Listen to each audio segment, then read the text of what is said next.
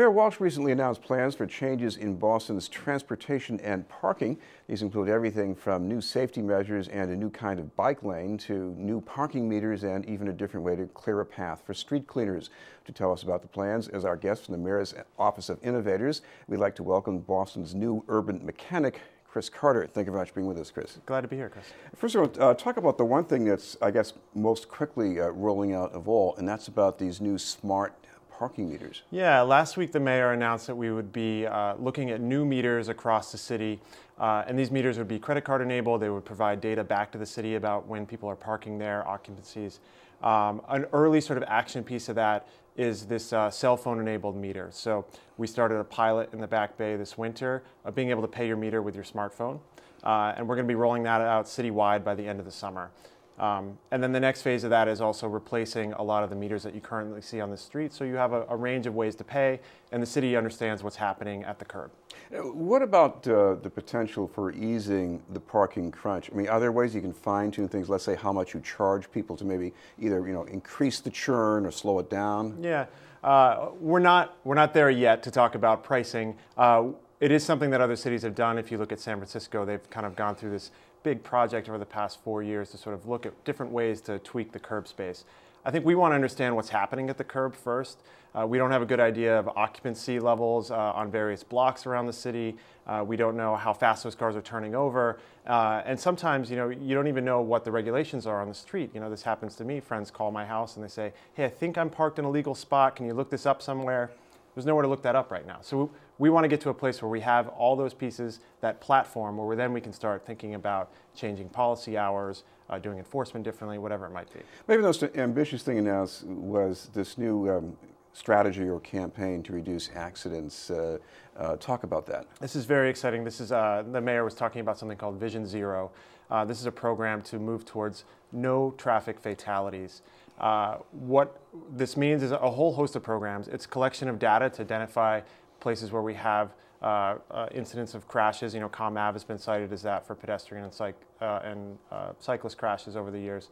But we want to look, holistically across the city where this is occurring and move towards, enforcement things that we can do, things around engineering and design that we can do, programmatic things that the city can do to really make our streets as safe as possible.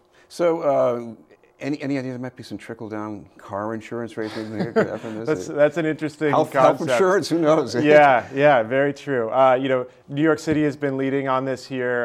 In the States, it's been something that Sweden's been doing for 20 years and had really dramatic results in making the streets safer for everybody. Talk about the new kind of bicycle lane or track that we're talking about on the section of Comm Ave between the BU Bridge and Packard's Corner. Yeah, this has been something that's been under design for a number of years now, and last week the mayor came out and said we're going to do protected lanes on Commonwealth Avenue. Some people call these cycle tracks.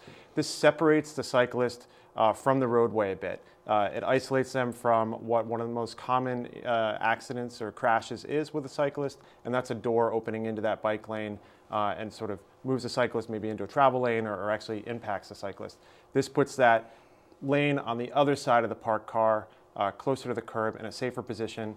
The goal is to get as many people comfortable and safe on bikes as possible. So we're not just talking about the cyclists you see on the streets now. We're talking about, the 8-year-old that wants to be able to get to school on a bike and have their parent ride behind them. This is the style that we're moving towards in Boston.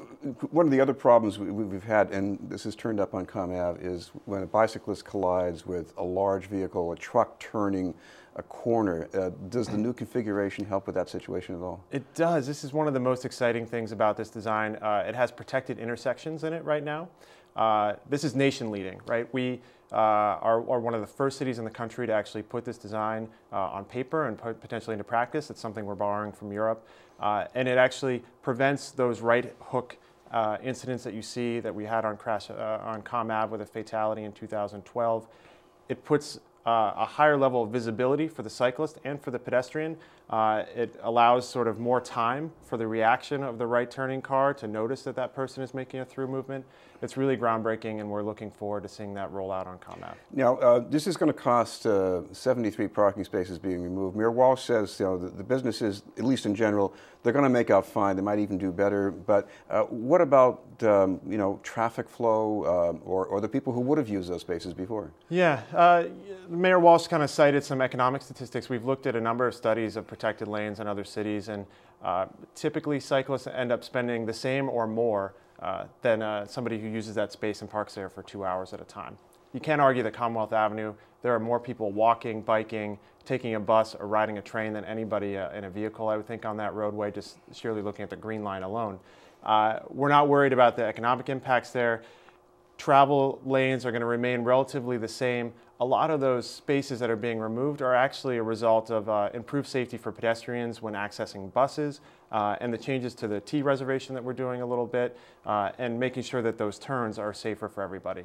So it's really about safety ahead of 73 parking spaces. And finally, there's a pilot program coming up, a different way to lay down the law for street cleaning, and until now, you could get your car towed if you don't get it out of there in a certain time. So what's the alternative to that? Yeah, nobody likes coming out and realizing that they forgot it was street cleaning day and their car's no longer there. We're looking at potentially doing a pilot in a neighborhood where we ticket instead of tow. The idea would be to raise the ticket price to $90, but then prevent you from having to go all the way down to the tow lot to get your car. We want to make sure that we keep the level of cleanliness of the streets the same as it is now. So we'll be looking at piloting that somewhere and then sort of monitoring and see if it's effective. All right, thank you very much for being with us. Thanks. Boston's new urban mechanic, Kris Carter, will have more news in just a moment.